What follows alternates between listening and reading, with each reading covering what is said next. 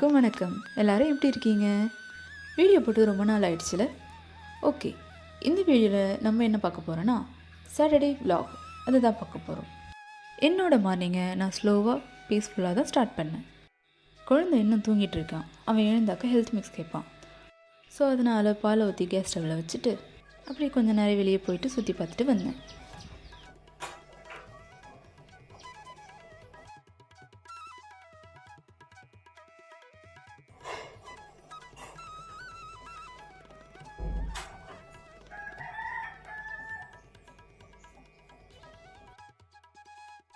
அப்புறம் அப்படியே கிச்சனுக்கு வந்து பிரேக்ஃபாஸ்ட் செய்ய ஸ்டார்ட் பண்ணிட்டேன்.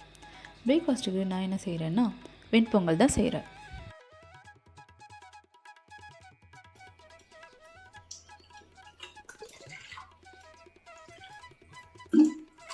நான் எப்படி வெண்பொங்கல் செய்வேன்னா 1 கப் பச்சரிசிக்கு 1/2 கப் பாசிப்பயிறு, அப்புறம் 4.5 கப் தண்ணி. இது விசில் போட்டு மூடி மீடியம் ஃப்ளேமில் வச்சு 4 to 5 விசில் விட்டு எடுத்துக்கோங்க.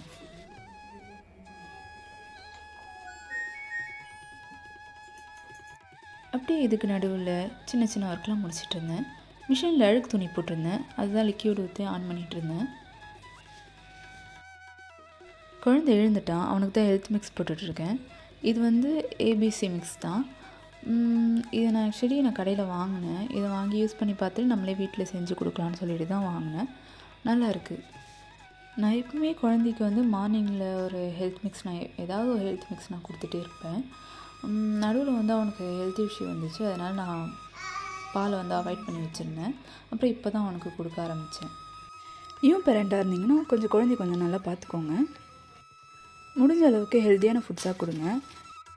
என் குழந்தைக்கு இந்த வெளியில் வாங்குகிற பிஸ்கெட்ஸ் அந்த மாதிரி ஐட்டம்லாம் என் குழந்தைக்கு ஒத்துக்கலை. அதனால் நான் முடிஞ்ச அளவுக்கு நான் வீட்டிலே செஞ்சு கொடுக்கலான்னு இருக்கேன். நீங்களும் உங்கள் குழந்தைக்கு வீட்டில் முடிஞ்ச அளவுக்கு எவ்வளோ ஹெல்த்தியாக செஞ்சு கொடுக்க முடியுமோ குழந்தைக்கு செஞ்சு கொடுங்க. நீங்களும் ஹெல்த்தியாக இருங்க. ஏன்னா பேரண்ட்ஸ் ஹெல்த்தியாக இருந்தால் தான் குழந்தையும் ஹெல்த்தியாக பார்த்துக்க முடியும்.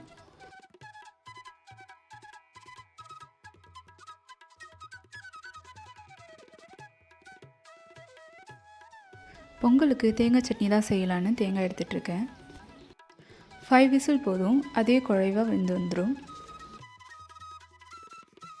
விசில் அடங்கிடுச்சு. இப்போ ஓப்பன் பண்ணி காமிக்கிறேன் பாருங்கள்.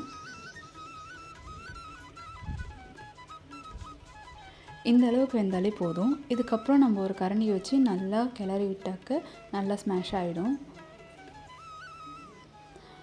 இப்போ தாளிக்கிறதுக்கு நான் என்னென்ன போடுவேன்னா இஞ்சி, பச்சை மிளகாய்,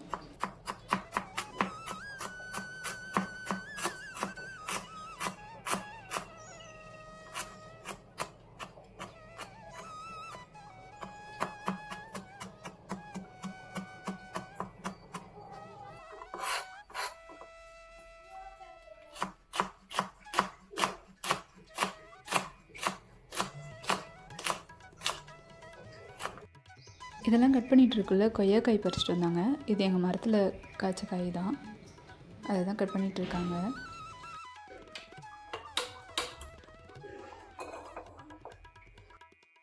நெய் இல்லைன்னா எண்ணெய் விட்டுக்கோங்க. மிளகு, சீரகம், முந்திரி ஆப்ஷனல், உங்களுக்கு வேணும்னா போட்டுக்கோங்க.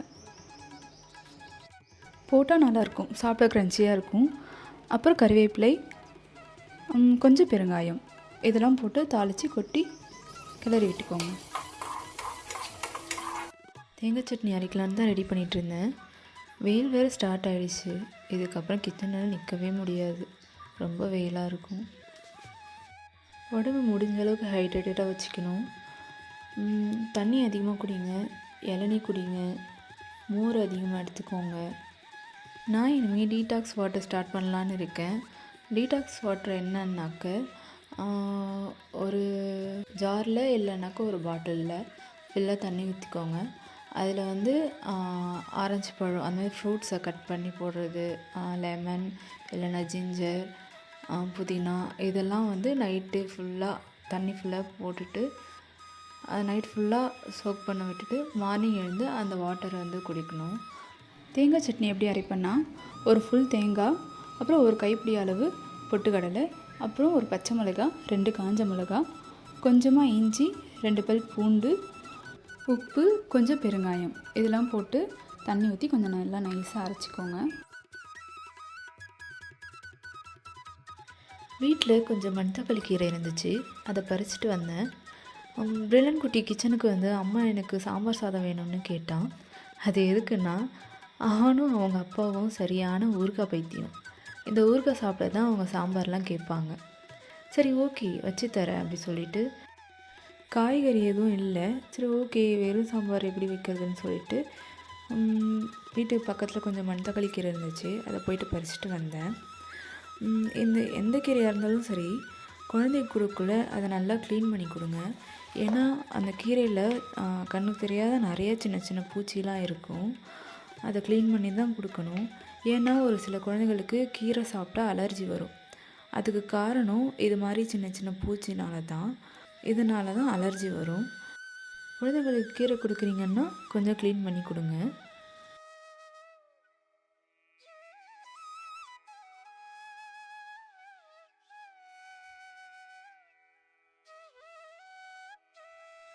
குக்கரில் துவரம்பருப்பு அப்படி இல்லைன்னா பாசிப்பருப்பு இது ரெண்டுத்தில் ஏதோ ஒன்று கூட போட்டுக்கலாம். 1 கப் பருப்புக்கு 3 கப் தண்ணி. இதில் வெங்காயம், தக்காளி, அப்புறம் பூண்டு, கொஞ்சம் மஞ்சத்தூள், கொஞ்சம் எண்ணெய், அப்புறம் நான் இதிலே தான் கீரையும் போட்டுருவேன். நான் தனியாலாம் எதுவும் போட மாட்டேன். ஒரே குக்கர்லேயே எல்லாத்தையும் போட்டு 5 to 6 விசில் விட்டு எடுத்துப்பேன். வெயில் ஸ்டார்ட் ஆகிடுச்சு இல்லையா, ஃபேஸில் டேன் வர ஆரம்பிச்சிடுச்சு. அதுக்கு தான் ஃபேஸ் பேக் ரெடி பண்ணுறேன். கொஞ்சம் அரிசி மாவு, கொஞ்சம் கடலை மாவு, ரோஸ் வாட்டர் கொஞ்சம், அதை சேர்த்து நல்லா மிக்ஸ் பண்ணிக்கோங்க. எனக்கு ஆயிலி ஸ்கின், அதனால தான் நான் ரோஸ் வாட்டர் ஆட் பண்ணுறேன். உங்களுக்கு ட்ரை ஸ்கின்னாக இருந்தால் நீங்கள் கொஞ்சம் கர்ட் கூட ஆட் பண்ணிக்கலாம். ஃபேஸை கொஞ்சம் க்ளீனாக வாஷ் பண்ணிக்கோங்க. மைல்டான ஃபேஸ் வாஷ் யூஸ் பண்ணுங்கள் எப்போவுமே. மிக்ஸ் பண்ண ஃபேஸ் பேக்கை ஜென்டிலாக அப்ளை பண்ணிவிட்டு ஒரு 10 minutes அப்படியே விட்டுக்கோங்க. நமக்கும் கொஞ்சம் டைம் ஒதுக்கி நம்மளை கேர் பண்ணிக்கணும். வேலையெல்லாம் முடிச்சுட்டு ஃப்ரீ டைமில் கொஞ்சம் உங்களையும் கேர் பண்ணிக்கோங்க. பருப்பு கீரையும் வெந்துடுச்சு. இதில் சாம்பார் பவுடர், கொஞ்சம் உப்பு இதெல்லாம் சேர்த்துட்டு கொஞ்சம் கலந்து விட்டுக்கோங்க. அப்புறம் தாளிப்புக்கு ஆஸ் யூஷுவல் எண்ணெய், கடுகு, கருவேப்பிலை, கொஞ்சம் பெருங்காயம் இதெல்லாம் சேர்த்து தாளித்து ஊற்றிக்கோங்க.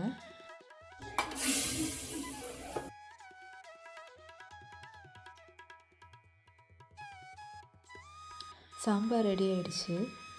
லஞ்சுக்கு மணத்தக்காளி சாம்பார் சாதமும் வித் ஊறுகாயும் தான்.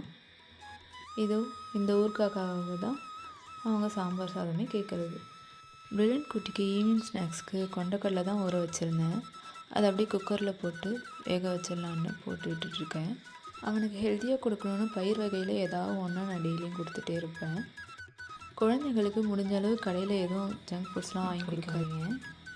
வீட்லேயே ஹெல்த்தியாக செஞ்சு கொடுக்க பாருங்கள்.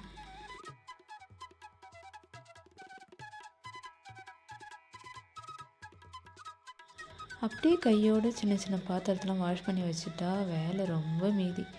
பாத்திரம் மட்டும் சேர்ந்துச்சுன்னா அவ்வளோதான், சோம்பேத்தனம் தான். மார்னிங் குழந்தை ஹெல்த் மிக்ஸ் குடிப்பான். ஈவினிங் ஜூஸ் இல்லைனாக்க வெறும் ஃப்ரூட்ஸ் மட்டும் கட் பண்ணி கொடுப்பேன். இன்றைக்கி ஜூஸ் தான் கொடுத்தேன். இந்த மாதுளப்பழத்தை உரிக்கிறதுக்கு நான் என்னோடய அப்பாவை பார்த்து தான் நான் கற்றுக்கிட்டேன். அவர் இப்படி தான் உரிப்பார். நான் அதை பார்த்து தான் நானும் கற்றுக்கிட்டேன். அது மேலே இருக்க ஸ்கின்னை லைட்டாக ரவுண்டாக கட் பண்ணிவிட்டு சைடில் வந்து 4 லேயராக அதை கீரல் போட்டுட்டு அதை 4ஆக பிரித்து கத்தியோட பேக் சைடு வச்சு அது மாதிரி அடிக்கணும். இது மாதிரி அடித்தாக்க உள்ளே இருக்கிற எல்லா பழமும் கீழே கொட்டிடும். பாருங்கள், உள்ளே எந்த பழமுமே இல்லை, எல்லாமே கொட்டிடுச்சு. இப்படி தான் நான் உரிப்பேன். என் குழந்தை எப்பயுமே என் கூடயே தான் சுற்றிட்டு இருப்பான். கிச்சனில் இருந்தால் போதும், நானும் வந்து ஏதாவது ஹெல்ப் பண்ணுறேன் அப்படி சொல்லிட்டு வந்து இருப்பான். என் கூடயே தான் சுற்றிட்டு இருப்பான். இல்லைன்னா என் அத்தை கூட போய் சுற்றிட்டு இருப்பான். எங்கள் 2 பேர்த்து கூட தான் அதிகமாக இருப்பான். வெயில் ஸ்டார்ட் ஆகிடுச்சு. இது நமக்கு மட்டும் இல்லை, குழந்தைங்களுக்கும் தானே. குழந்தைங்களும் நல்லா ஹைட்ரேட்டடாக வச்சுக்கோங்க. எப்பவுமே நிறைய ஜூஸ் கொடுங்க, நிறைய தண்ணி கொடுங்க, லிக்விட் ஐட்டமும் நிறைய கொடுங்க. இந்த சம்மர் டைமில் அதிகமாக அந்த ஸ்பைசஸ் அவாய்ட் பண்ணிக்கிட்டு இந்த மாதிரி லிக்விட் ஐட்டமும் நிறைய சேர்த்துக்கோங்க. இவனுக்கு ஜூஸ் பாட்டிலில் கொடுத்தாக்க இவன் அழகாக குடிச்சிட்டு கொடுத்துடுவான். இவன் எப்போவும் என்னோடய அட்டென்ஷன் அவன் மேலே மட்டும்தான் இருக்கணும்னு பார்ப்பான். ரொம்ப பொசசிவ் ஆவான். என்னுடைய அட்டென்ஷன் அவனுக்கு மட்டும்தான் இருக்கணும். இப்போ கூட பாருங்கள், அவன் ஜூஸ் குடிச்சிட்டு கொடுத்தான்னா நான் கிச்சனுக்கு போயிடுவேன், பின்னாடியே வருவான். கொஞ்ச நேரம் கூட என்னை விட்டு இருக்க மாட்டான். உள்ளே போய் உக்காருடானாலும் கேட்க மாட்டான், கூடயே தான் இருப்பான். ஏதாவது அட்டகாசம் பண்ணுவான், நானும் திட்டுவேன், அதையும் வாங்கிட்டு மறுபடியும் கூடயே தான் இருப்பான். எனக்கு ரீசெண்டாக காஃபின்னு ரொம்ப பிடிக்க ஆரம்பிச்சிருச்சு. அதை எப்படியாவது கட் பண்ணோன்னு பார்க்குறேன், எங்கே முடியுது, கட் பண்ண முடியல. குழந்தைக்கு கொஞ்ச நாளாக பால் கொடுக்காம இருந்தேன். அந்த பாலை நான் காஃபி போட்டு குடிக்க ஆரம்பித்தேன், அது அப்படியே கண்டினியூ ஆகிட்டு இருக்கு. அதை என்னால் நிறுத்தவும் முடியல. அதனால் அப்படியே கண்டினியூ பண்ணிகிட்ருக்கேன். ஆனால் எனக்கு காஃபின்னா இப்போ ரொம்ப பிடிக்க ஆரம்பிச்சிடுச்சு. இன்ஸ்டன்ட் காஃபி தான் ஒரு நாளைக்கு 3 to 4 டைம்ஸ் குடிக்கிறேன். சம்டைம்ஸ் லஞ்சு நான் கட் பண்ணிவிட்டு காஃபி மட்டும் போட்டு குடிச்சிட்டு இருப்பேன். இதை நான் எப்போ நிறுத்த போகிறேன்னு எனக்கு தெரியல. இதனால் வேறு ஏதாவது வருமானது எனக்கு பயமாகவும் இருக்குது. ஆனாலும் என்னால் கட் பண்ண முடியல. நான் காஃபி குடிச்சிட்டு தான் இருக்கேன். என்ன பண்ணுறதுன்னு தெரியல. பார்க்கலாம், ஒரே டைம்லேயே நிறுத்த முடியாதுல்ல, கொஞ்சம் கொஞ்சமாக கம்மி பண்ணலாம். நீங்கள் எப்படி என்ன மாதிரி ரீசெண்ட்லி காஃபி அடிக்டா எப்படி கொஞ்சம் கமெண்ட்டில் சொல்லுங்கள். காஃபி போட்டாச்சு, கூட ஸ்நாக்ஸுக்கு கொண்டக்கடலை தான்.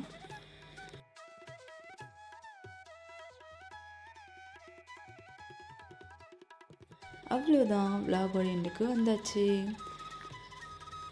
என்னுடைய டே இன்றைக்கி இப்படி தான் போச்சு. முடிஞ்ச அளவுக்கு ஹெல்த்தியாக இருங்க. மறக்காமல் என் சேனலை லைக், ஷேர் அண்ட் சப்ஸ்கிரைப் பண்ணி வச்சுக்கோங்க.